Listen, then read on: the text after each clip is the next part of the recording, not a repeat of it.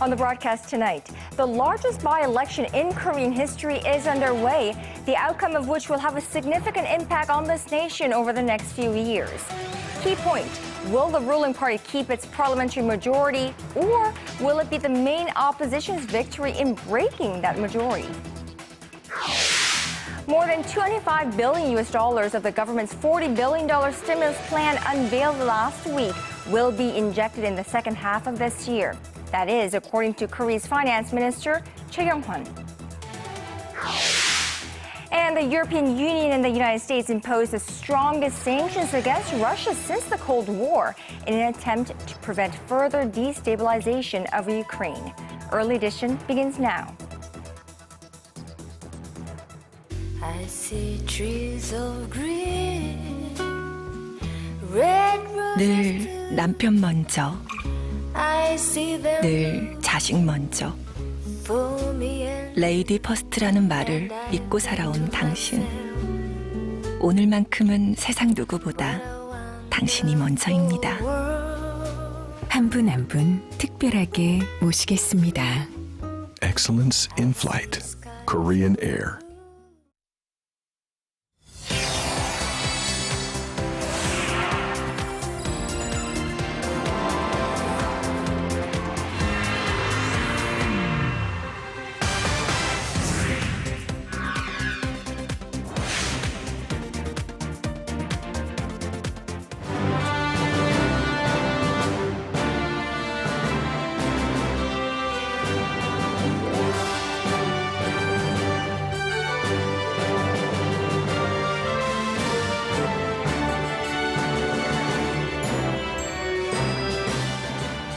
It is 5 a.m. in New York, 1 p.m. in Moscow, and 6 p.m. on Wednesday, the 30th of July here. Live from Seoul, I'm Moon Gun-young. And I'm Daniel Chen. Thank you for joining us. Now, with no clear winner in last month's local elections, which was President Park's first electoral test since taking office in February last year, today's by-election is seen as a pivotal opportunity for both the ruling party and the main opposition to gain an upper hand. Just 2 hours remain before polls close, and our political correspondent Ji Myung-gil joins us live from the National Assembly. Myung-gil, I hear, although despite all the excitement, it was just another day at the office over there.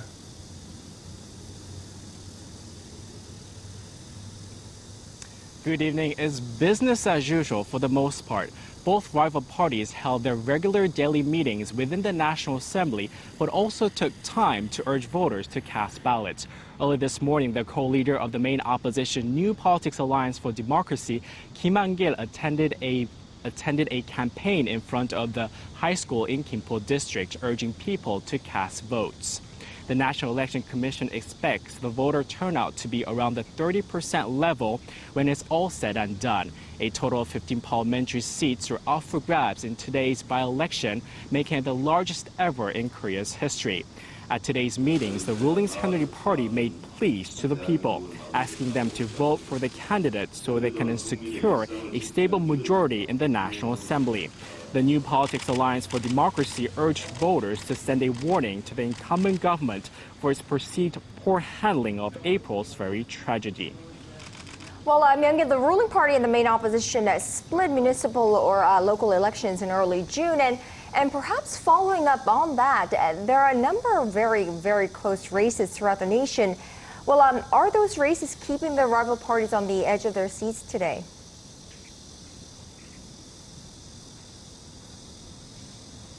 Well, that's true, Kyung-hwan. There isn't much to do but just to sit back and wait for the results to come in.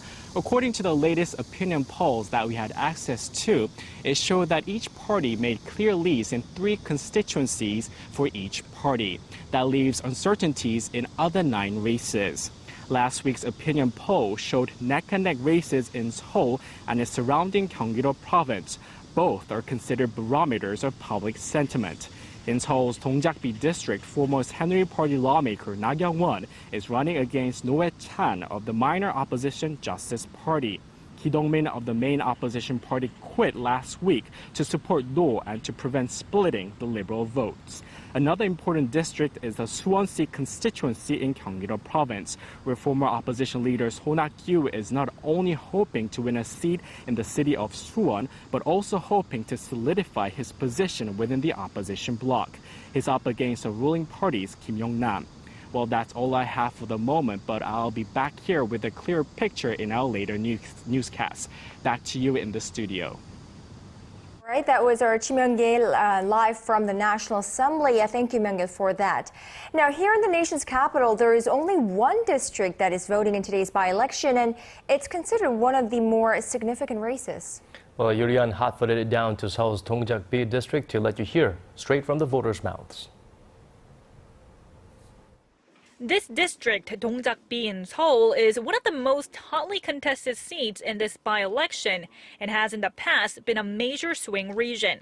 When looking at the recent local elections, candidates from the ruling Saenuri Party and main opposition party split Dongjak-bi, having each won 2 seats. In this district, ruling Saenuri Party candidate Kyung-hwan, who is aiming to become a third-time lawmaker, is taking on minor opposition Justice Party candidate Noe Chan, who is expected to absorb most of the Liberal votes since the opposition camp last week joined forces to field just one candidate.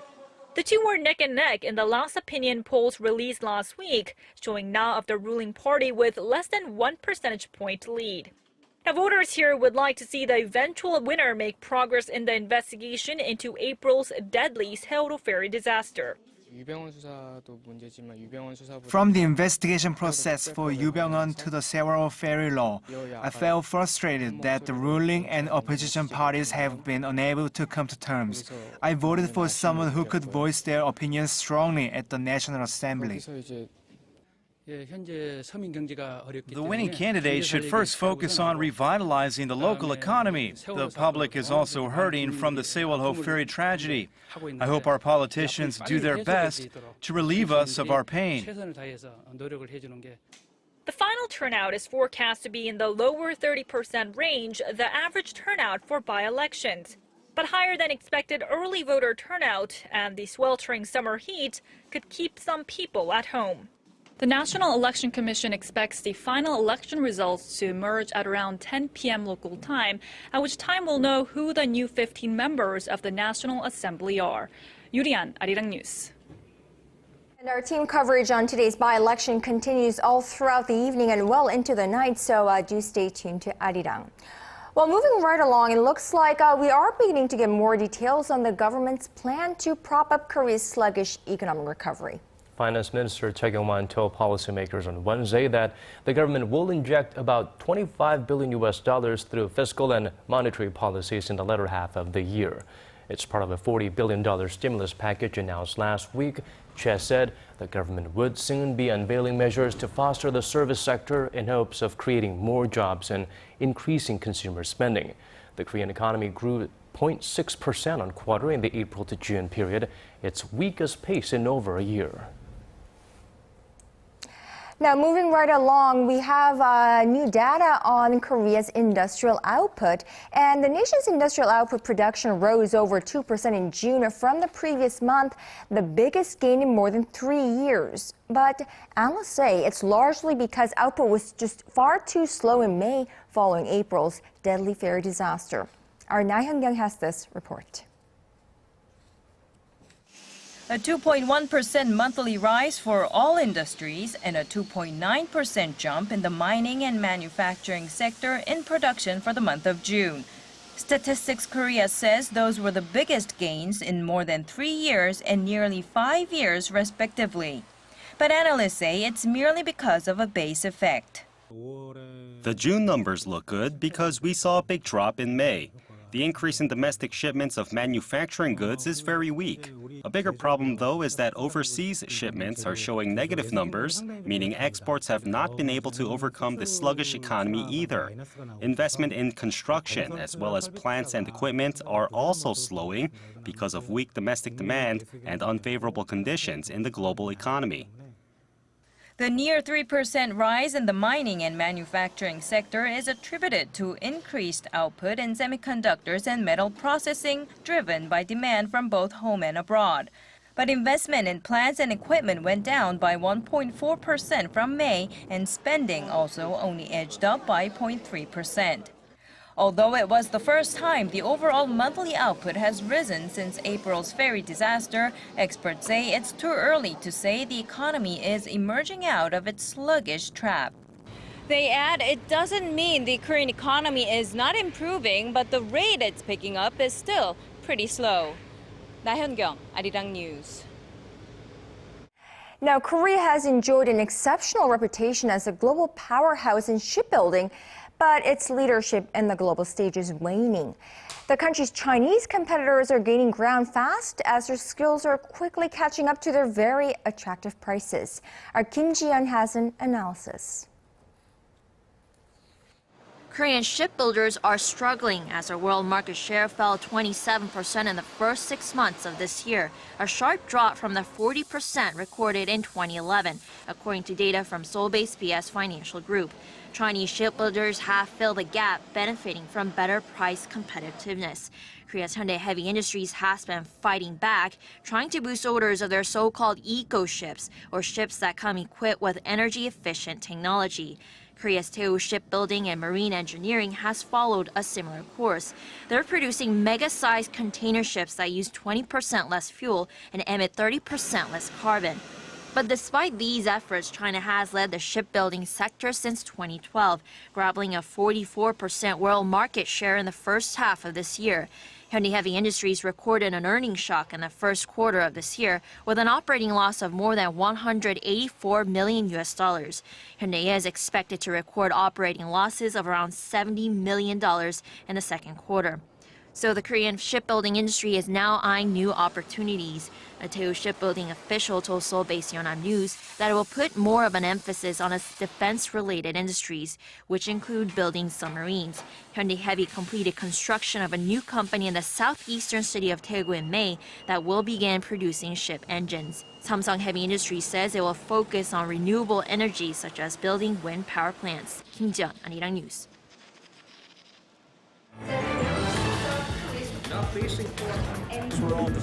Digging deeper, getting to the bottom of stories that impact your life, talking with you on air and online, connecting you with experts on the world's most pressing issues.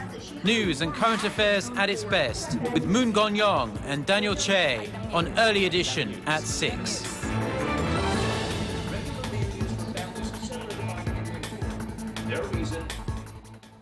The European Union and the United States early this morning jointly placed their strongest pressure yet on Russia. This latest measure comes in the form of far-reaching economic sanctions targeting the sectors of energy, banking, and defense. Our Song Ji-sun has the details.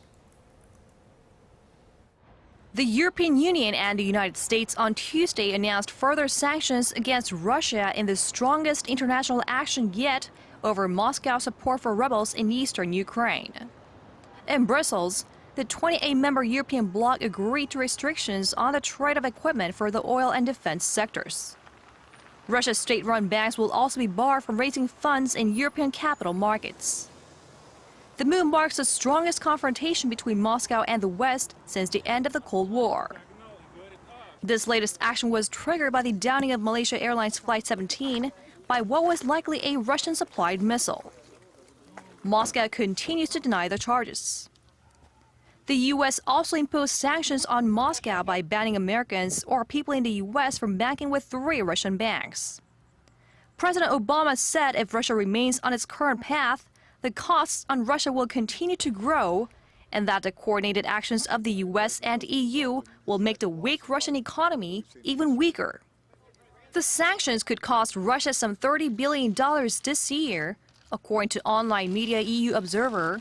But if Moscow slaps back with similar action, the EU could suffer damage estimated at $55 billion. To mitigate the impact on the European economy, the new sanctions will not affect previous contracts, and Russia's natural gas, which powers European industry and lights its cities, has been spared.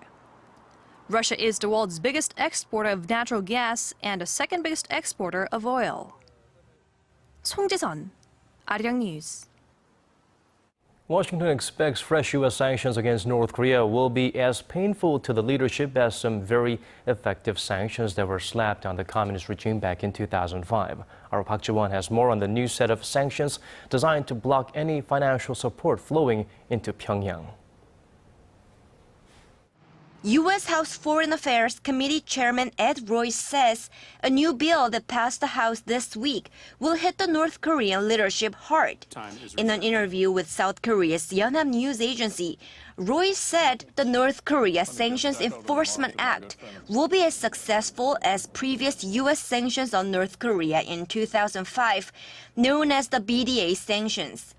The BDA sanctions are considered some of the most effective ever placed on North Korea.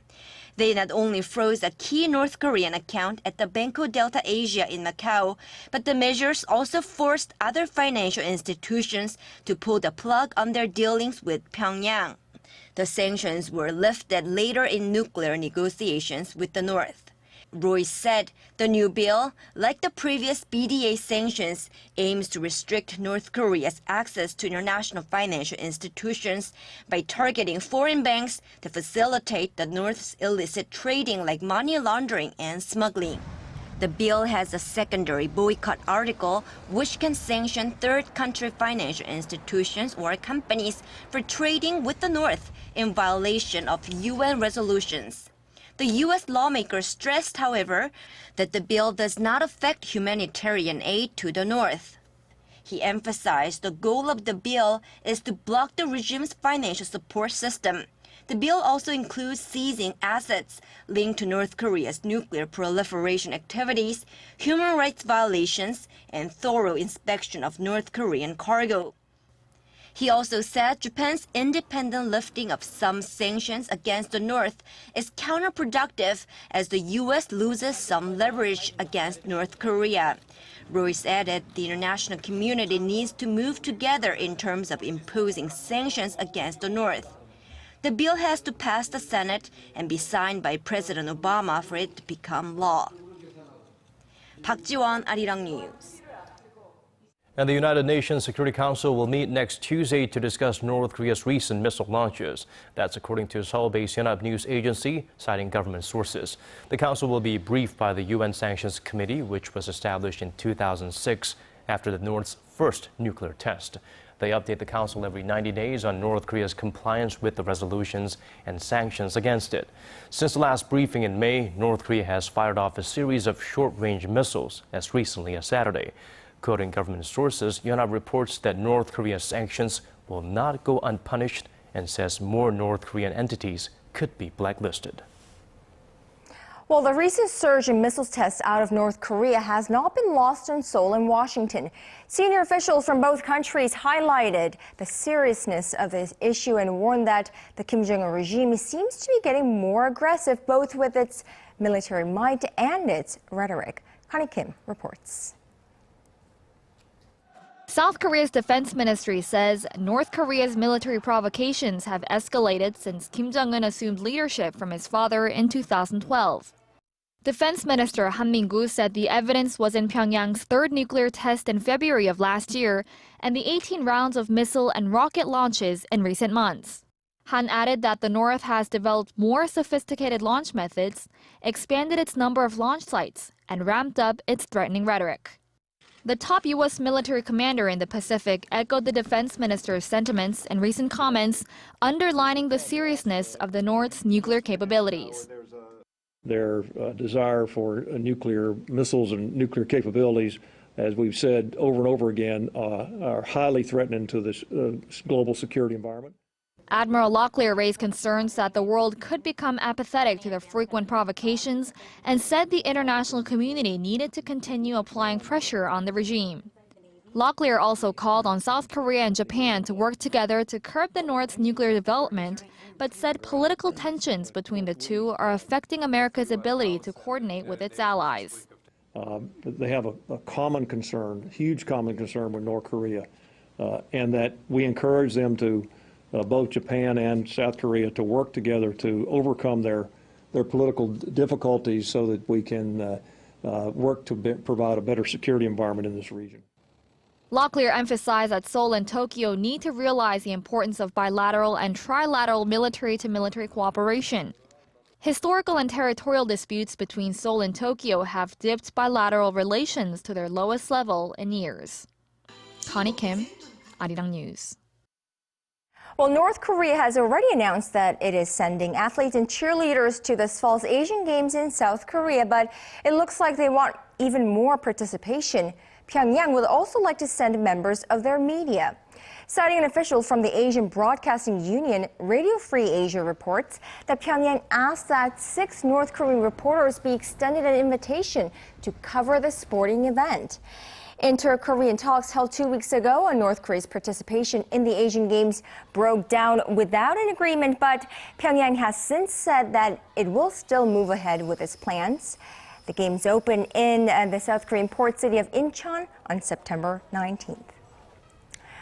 Well, when those North Koreans come to South Korea for the Asian Games this fall, they will learn that South Korea has, over the years, become a more multiracial country. That's right. New data shows nearly 5% of the 484,000 babies born to a Korean parent in 2012 were biracial. The ratio has been on a steady rise since 2008, but that trend isn't expected to last for too long, as stricter guidelines for marriage visas have reduced the number of biracial couples getting married in the nation.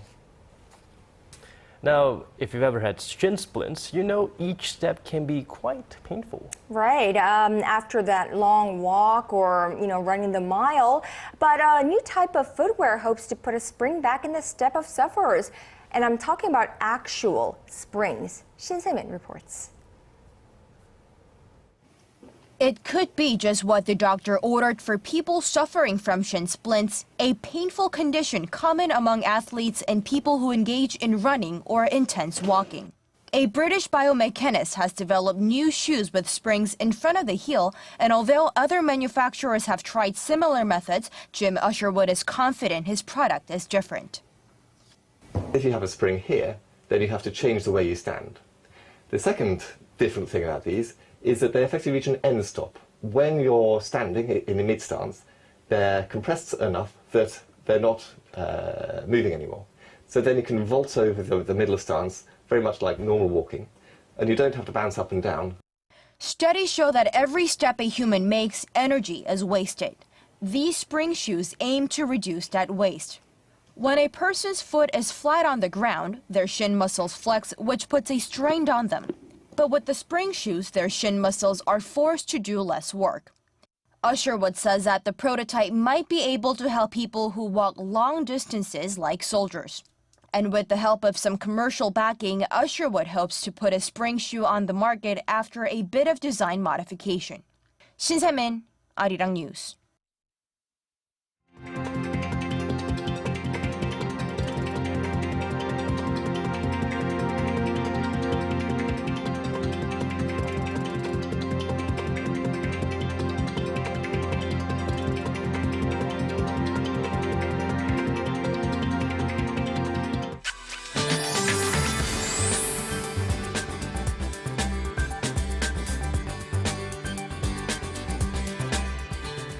Well, let's turn to Michelle Park for a look at the weather forecast. Michelle, I think we could use a little bit of rain right now to cool us off. Well, we are going to get a little now. Some regions are expecting rain this evening, including Seoul, and there is also chances of thunderstorms. But the big question is, Michelle, will it give us some relief from the heat? Not exactly, Daniel. Even with the fair amount of rain that we'll get, temperatures won't change all that much. And some areas are even looking at the possibility of a tropical night where temperatures don't dip below 25 degrees Celsius. Now, currently, heat wave advisories are in effect across the nation, especially down south, and those will not most likely continue. They will continue throughout tomorrow as well. Now, looking beyond the peninsula for a moment, there are 2 typhoons developing to the south. One is Nakuri, which will move northwards and make landfall on China by this weekend. And it doesn't look like it'll have direct effect on us here in Korea, but it would end up having an indirect effect on Jeju Island and the southern regions with rain and strong tides in the coastal area. Now, going over to our tomorrow's readings, Seoul will top out at 24 in the morning and reach up to 33 in the afternoon. Meanwhile, the southern cities such as Daegu and Busan will peak up to 32 and 30 degrees. Now moving over to other regions, Jeju Island tops over to 31, Dokdo hits 29, while Mount Gyeongang tops to 26. Well, that's all for now. I'm Michelle Park, and back to you guys. Thank you for that, Michelle. And that brings us to the end of our newscast. Thank you for watching, and for our viewers in Korea, have a wonderful rest of the evening. This has been Daniel Choi.